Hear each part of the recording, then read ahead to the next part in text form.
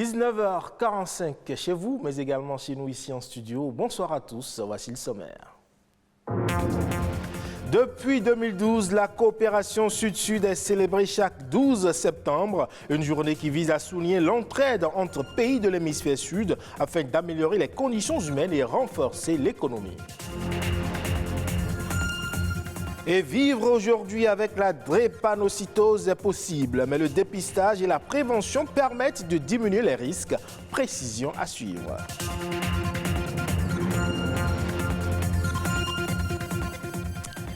Et puis avec l'avènement du numérique, on assiste à une nouvelle forme d'archivage, communément appelée l'archivage numérique. Il apparaît comme une solution plus pérenne pour sécuriser les documents.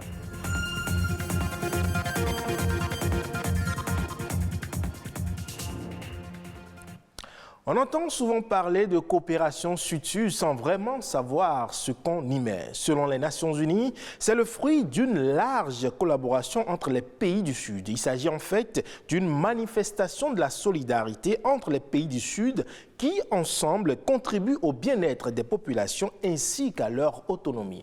Patrick Adiagodjou nous en dit un peu plus à travers cet élément.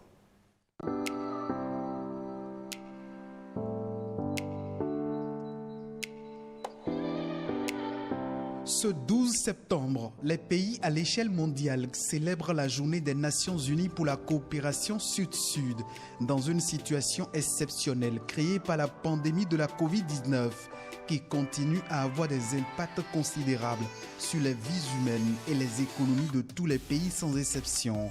Les systèmes de santé les plus avancés sont aux prises avec la pandémie et luttent pour sauver des vies humaines. Les économies les plus puissantes prévoient une récession imminente et des milliers de petites et moyennes entreprises sont au bord de l'effondrement. À l'échelle mondiale, la pandémie de la Covid-19 a rendu les nations plus prudentes, innovantes et résilientes dans la lutte rigoureuse contre ce virus. La pandémie a même inculqué l'esprit d'une coopération, d'une solidarité et d'une amitié accrue entre les nations pour combattre cet ennemi imprévisible et le plus dangereux. C'est pourquoi ce 12 septembre, la solidarité mondiale et la coopération Sud-Sud se sont une fois de plus avérées être la meilleure solution pour les pays développés et ceux en développement pour résister et avancer collectivement vers une meilleure santé et un meilleur bien-être des citoyens. Depuis 2012, la célébration de la Journée des Nations Unies pour la coopération Sud-Sud permet non seulement à tous les pays en développement de prendre une pause pour célébrer les efforts consentis, mais aussi d'asseoir un véritable décollage de leur développement. L'occasion est également propice aux Nations Unies d'encourager l'autosuffisance des pays en développement en renforçant leur capacité à trouver des solutions créatives et innovantes pour faire face à leurs problèmes de développement.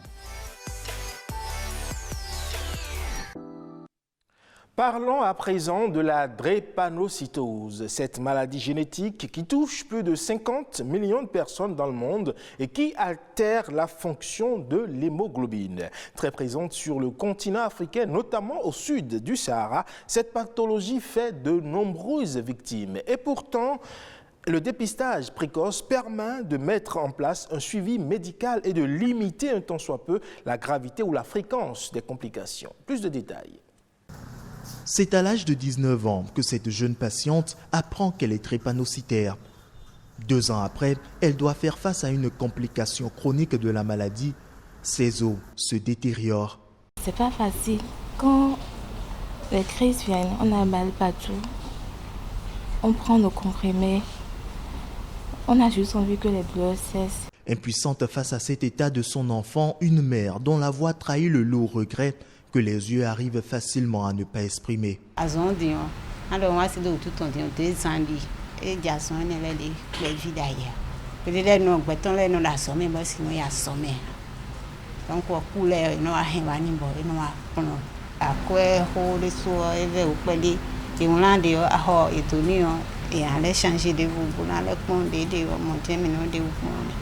La patiente pourra bientôt recouvrir l'entièreté de ses os.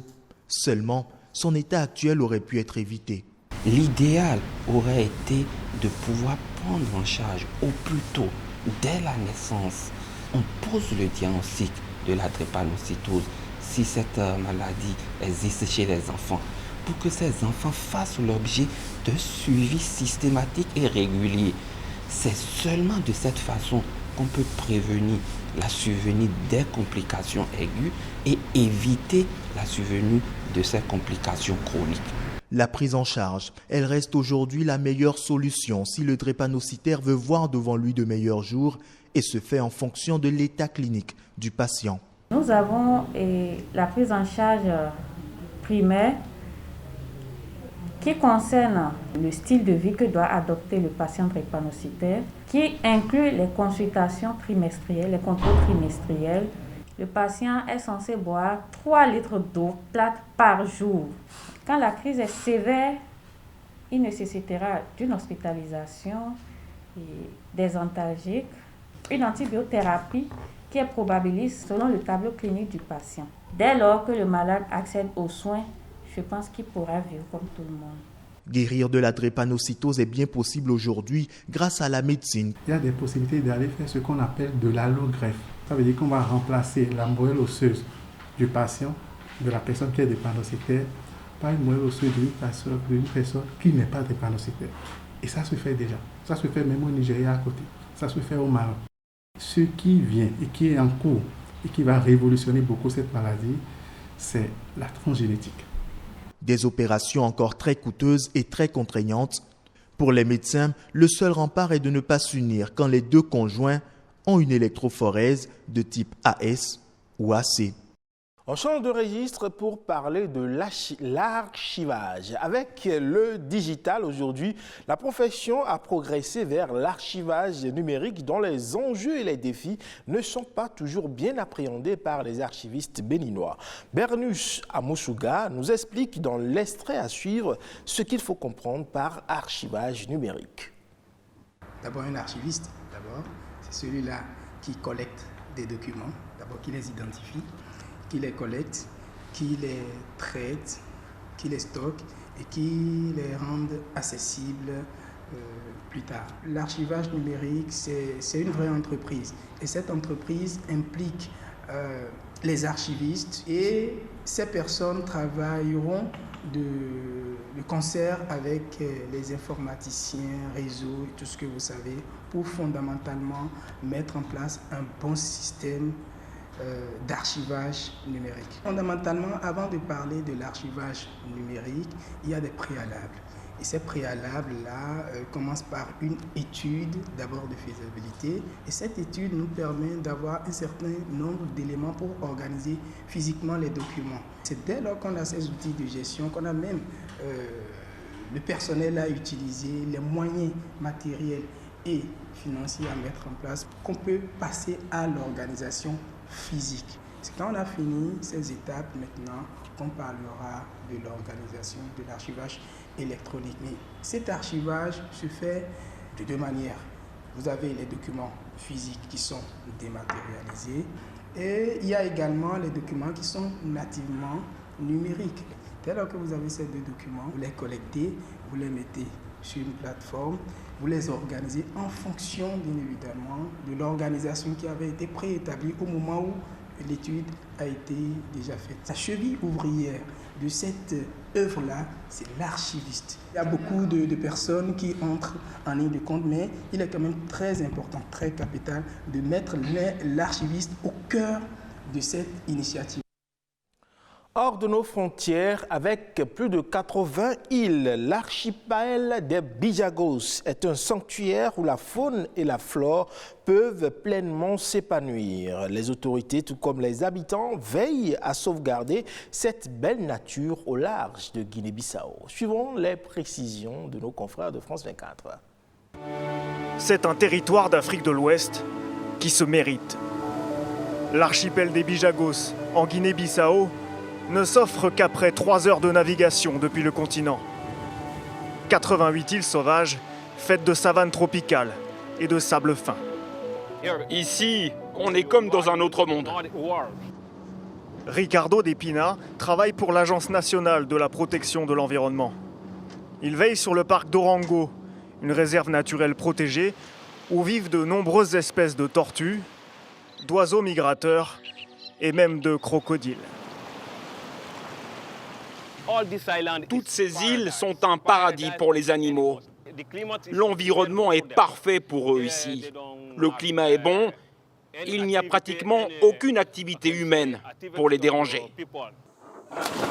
Et pour admirer le plus gros des mammifères de l'archipel, il faut accoster sur l'île d'Imbone. Derrière les feuillages, dans cette lagune, le voilà qui vient se rafraîchir. Cet hippopotame peut rester plus d'une demi-heure sous l'eau, sans remonter à la surface. L'île compte une quinzaine de spécimens.